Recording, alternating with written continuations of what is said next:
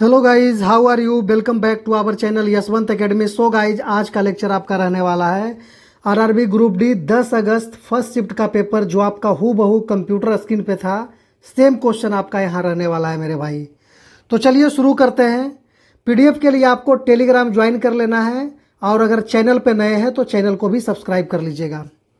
पहला क्वेश्चन पूछा था, फीफा विश्व कप 2026 की संयुक्त मेजबानी किन देशों द्वारा की जाएगी?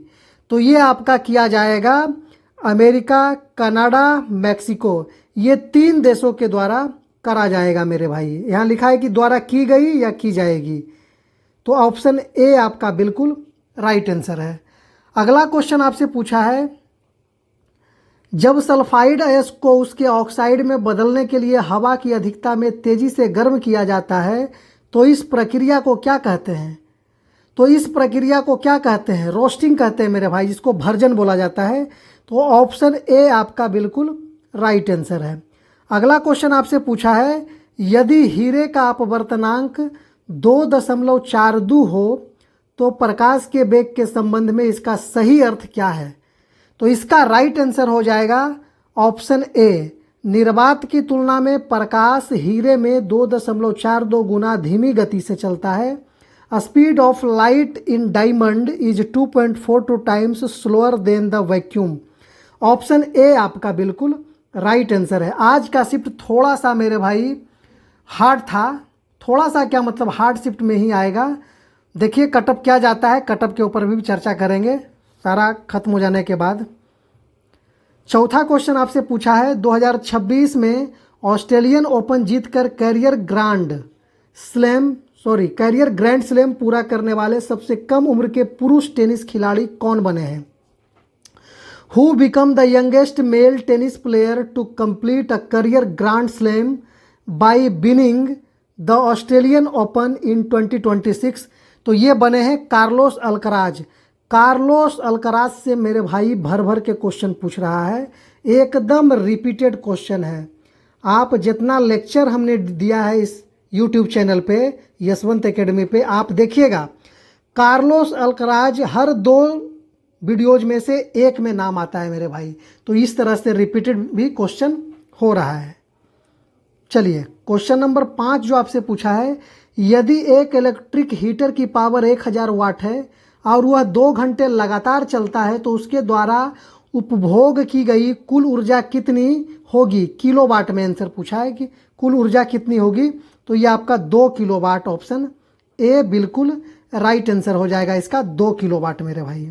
चलिए अगला क्वेश्चन आपसे पूछा है, लेंस के प्रकाशीय केंद्र ऑप्टिकल सेंटर से गुजरने वाली प्रकाश की किरण के साथ क्या होता है?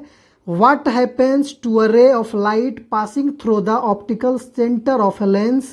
तो ये राइट आंसर इसका ए हो जाएगा, ऑप्शन ए। यह बिना किसी विचलन के सीधे निकल जाती है। It Passage straight without any deviation. तो ऑप्शन ए आपका बिल्कुल राइट आंसर है। अगला क्वेश्चन आपसे पूछा है, 2 विभिन्न द्रव्यमान की वस्तुओं पर एक समान बल लगाया जाता है तो किस वस्तु में त्वरण यानी एक्सेलरेशन अधिक होगा? तो अधिक होगा जो कम द्रव्यमान वाली वस्तु है, उसमें एक्सेलरेशन यानी त्वरण अधिक होगा। ऑप्शन ए आपका बिल्कुल राइट आंसर है। अगला क्वेश्चन नंबर 8 आपसे पूछा है, एक समान वृत्तीय गति, ये भी आपका रिपीटेड क्वेश्चन है मेरे भाई। यूनिफॉर्म सर्कुलर मोशन में निम्नलिखित में से कौन सी राशि स्थिर अपरिवर्तित रहती है? तो ये आपका स्पीड हो जाएगा, ऑप्शन ए। ये भी आपका रिपीटेड है मेरे भाई, ये भी आपका रिपीटेड क्वेश्चन पूछा है।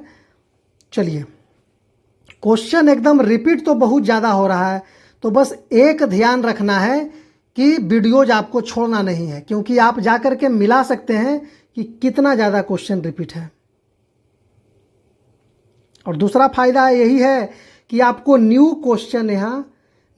क्वेश्चंस जितने भी हैं मेरे भाई, आपको उसको छूने का भी अभी ज़रूरत नहीं है। जो आप रीड किए हैं, जो आपका पढ़ा हुआ है, और जो बस पैटर्न आ रहा है, लेक्चर न्यू आ रहा है, उसको बस आप देखिए। बहुत ज़्यादा नया पढ़ने का ज़रूरत नहीं है, बहुत ज़्यादा टाइम भी बहुत ज़्यादा टाइम भी स्पेंड करने का जरूरत नहीं है कि पूरा देख रहे हैं 40 मिनट 50 मिनट का वीडियो, नहीं मेरे भाई। 20 से 25 मिनट एनफ है। आपको देखना है, पैटर्न समझना है, बस एकदम वन लाइन में गो थ्रू हो लेना है, वन वे में। चलिए 9वां नंबर क्वेश्चन आपसे पूछा है कि निम्नलिखित में से कौन सा नवीकरणीय ऊर्जा रिन्यूअल एनर्जी का स्रोत है। तो ये आपका हो जाएगा सोलर एनर्जी, सौर ऊर्जा आपका हो जाएगा नवीकरणीय ऊर्जा में। अगला क्वेश्चन आपसे पूछा है मादा जनन तंत्र के मानव मादा जनन तंत्र के अंगों एवं उनके कार्यों का सही मिलान करें। आपका ओवरी दिया है, अंडाशय, फॉलोपियन ट्यूब, गर्भाशय। अब कह रहा मैच द फॉलोइंग, तो इसका राइट मैच द फॉलोइंग में मेरे भाई हो जाएगा ए जो है, एक में अंडाणुओं का निर्माण जो हो जाएगा आपका, अंडाणुओं का निर्माण किस में, फॉलोपियन ओवरी में, सॉरी ओवरी में हो जाएगा। दूसरा हो जाएगा आपका निषेचन का स्थान, और तीसरा बच्चे का विकास। तो ऑप्शन ए आपका बिल्कुल राइट आंसर इसका हो जाएगा। इसका राइट आंसर ऑप्शन ए हो जाएगा जो आपका है। कह रहा मानव मादा जनन तंत्र के अंगों उनको कार्य, मतलब इसका क्या कार्य है, फॉलोपियन ट्यूब का क्या कार्य है, यूटेरस का क्या कार्य है। तो ये सब चीज आपको ध्यान देना है। चलिए क्वेश्चन नंबर 11 आपसे पूछा है निम्नलिखित में से कौन सा एक कार्बनिक यौगिक नहीं है। तो ये कार्बनिक यौगिक आपका नहीं है CO2 और आपका NaHCO3 और जो स्लैश है Na2CO3, आपका यही ऑप्शन ए बिल्कुल राइट आंसर है, ऑप्शन ए। ये आपका क्या है, कार्बनिक यौगिक नहीं है। ये तीनों में से हो सकता है कोई एक आंसर दिया होगा, लेकिन यहाँ तीनों डाल दिया गया है मेरे भाई कि इसमें से कौन कार्बनिक यौगिक नहीं है, तो ये सब भी नहीं है। क्वेश्चन नंबर 12 आपसे पूछा है, क्वेश्चन नंबर 12 आपसे है यदि कोई पौधा खिड़की की तरफ मुड़ रहा है तो इस घटना के पीछे का कारण क्या है। If a plant behinds toward a window what is the reason behind this phenomenon. तो इसका इस घटना के पीछे का कारण है प्रकाशानुवर्तन। प्रकाशानुवर्तन फोटोट्रोपिज्म जिसको बोलते हैं, इसके कारण ये खिड़की के तरफ पौधा मुड़ जाता है जिधर से लाइट आता है। ऑप्शन ए आपका बिल्कुल राइट आंसर है मेरे भाई। अगला क्वेश्चन आपसे पूछा है सस्पेंशन, निलंबन के संबंध में निम्नलिखित में से कौन सा कथन सही है। तो निलंबन के संबंध में आपका कथन ऑप्शन ए बिल्कुल सही है। यह एक अस्थायी और विसमांगी मिश्रण है। ऑप्शन ए आपका बिल्कुल राइट आंसर है। अगला क्वेश्चन, क्वेश्चन नंबर 14 आपसे पूछा है कि जब किसी धातु ऑक्साइड मेटल ऑक्साइड की अभिक्रिया किसी अम्ल यानी एसिड से होती है तो क्या बनता है। What is formed when a metal oxide reacts with an acid. तो यह आपका बनता है साल्ट एंड वाटर, लवण और जल बनता है। ऑप्शन ए आपका बिल्कुल राइट आंसर है मेरे भाई। अगला क्वेश्चन आपका न्यूमेरिकल्स पूछा था, यदि एक लीवर का प्रयास 159 न्यूटन है और यह 600 न्यूटन के भार को उठाता है तो लीवर का यांत्रिक लाभ यानी मैकेनिकल एडवांटेज क्या होगा। तो इसका राइट मेरे भाई आंसर हो जाएगा 3.77 आपका राइट आंसर है। ऑप्शन ए बिल्कुल सही है। फॉर्मूला है MA = load divided by effort. 600 को 153 से डिवाइड कीजिएगा तो 3.77 इसका राइट आंसर है मेरे भाई।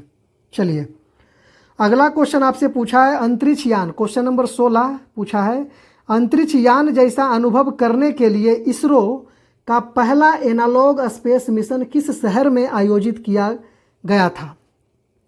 इन which city was ISRO first analog space mission conducted to simulate space habitat life. तो यह आपका लेह के लद्दाख में इसका एनालॉग स्पेस मिशन आयोजित किया गया था। ऑप्शन ए बिल्कुल राइट आंसर है। अगला क्वेश्चन आपसे पूछा है सी बॉक्स पोर्टल निम्नलिखित में से किससे संबंधित है। She box portal is associated with which of the following. तो ये आपका रिलेटेड है मेरे भाई। ऑप्शन ए कार्यस्थल पर महिलाओं के यौन उत्पीड़न की शिकायत दर्ज करने के लिए सी बॉक्स पोर्टल रिलेटेड है। ऑप्शन ए बिल्कुल राइट आंसर है। अगला क्वेश्चन आपसे पूछा है क्वेश्चन नंबर 18, निम्नलिखित में से किस उत्तर भारतीय राज्य ने संचयी GST राजस्व में सर्वाधिक वृद्धि दर्ज की है? उत्तर भारतीय राज्य बोला है तो ये आपका हरियाणा हो जाएगा। ऑप्शन ए आपका बिल्कुल राइट आंसर है, जो जीएसटी राजस्व में सर्वाधिक वृद्धि दर्ज करी है। अगला क्वेश्चन आपसे पूछा है, यदि अलग अलग द्रव्यमान यानी मास की वस्तुओं पर समान बल सेम फोर्स लगाया जाए तो वस्तु का त्वरण एक्सेलरेशन किस स्थिति में अधिकतम होगी? तो ये अधिकतम होगा आपका कम द्रव्यमान वाली वस्तु में अधिकतम होगा। ऑप्शन ए आपका बिल्कुल राइट आंसर है मेरे भाई। चलिए अगले प्रश्न की तरफ चलते हैं। अगला क्वेश्चन आपसे पूछा है, यदि किसी अवतल दर्पण द्वारा वक्रता केंद्र पर बना प्रतिबिंब मिल रहा है और दर्पण के परावर्तक पृष्ठ को आंशिक रूप से अपारदर्शी वस्तु से ढक दिया जाए तो प्रतिबिंब पर क्या प्रभाव पड़ेगा? तो प्रतिबिंब पर प्रभाव पड़ेगा, प्रतिबिंब की चमक यानी तीव्रता जो है, ब्राइटनेस कम जाएगी मेरे भाई। ऑप्शन ए आपका बिल्कुल राइट आंसर है। क्वेश्चन नंबर 21 आपसे पूछा है, वैश्विक शांति स्तूप 2025 ग्लोबल पीस इंडेक्स 2025 में भारत का कौन सा स्थान है? What is India's rank in the global peace index 2025? तो ये वैश्विक शांति सूचकांक में भारत का स्थान 115वां है मेरे भाई। ऑप्शन ए आपका बिल्कुल राइट आंसर है। अगला क्वेश्चन आपसे पूछा है, क्वेश्चन नंबर 22 कथन और कारण से पूछा है। कथन आपका पूछा है, पृथ्वी की सतह से ऊपर जाने पर तापमान घटता है लेकिन लगभग 15 किलोमीटर के बाद समताप मंडल में फिर से टेम्परेचर बढ़ने लगता है। कथन ए का कहना है, जो कि बिल्कुल सही है मेरे भाई। कारण जो आर है, रीजन, समताप मंडल में ओजोन गैस की सांद्रता अधिक होती है जो पराबैंगनी सौर विकिरण को क्या करती है, अवशोषित कर ऊष्मा उत्पन्न करती है। ये भी बात सही है। तो आपका ऑप्शन मेरे भाई ए और आर दोनों सही है तथा आर जो है ए की सही व्याख्या भी करता है। ऑप्शन ए आपका बिल्कुल राइट आंसर है। अगला क्वेश्चन आपसे पूछा है, महात्मा गांधी ग्रेट कम्युनिकेटर पुस्तक के लेखक कौन है? Who is the author of the book titled Mahatma Gandhi great communicator? तो ये डॉक्टर अजय कुमार जी हैं जो ये किताब, ये पुस्तक लिखा है मेरे भाई। ऑप्शन ए बिल्कुल राइट आंसर है। अगला क्वेश्चन आपसे पूछा है, घरों की वायरिंग यानी होम वायरिंग में कॉपर वायर, तांबे के तार का उपयोग मुख्य रूप से क्यों किया जाता है? Why are copper wire primarily use to electrical home wiring? तो ये इसलिए यूज किया जाता है कि इसकी विद्युत चालकता उच्च होती है और यह जल्दी गर्म नहीं होता है। ऑप्शन ए है, इसके कारण आपको घरों में तांबा के तारों का उपयोग किया जाता है मेरे भाई। तो चलिए यहाँ तक क्वेश्चन मुझे मिला था। अगर चैनल पे नए हैं तो चैनल को जरूर सब्सक्राइब कीजिएगा। पीडीएफ के लिए आप टेलीग्राम ज्वाइन कर लीजिएगा, वीडियो के डिस्क्रिप्शन में लिंक है, चैनल के मोर में लिंक है, आप वहां से चाहें तो ज्वाइन कर सकते हैं मेरे भाई। तो फिर मिलते हैं आपको अगले वीडियो में, तब तक के लिए धन्यवाद। जय हिंद, जय भारत।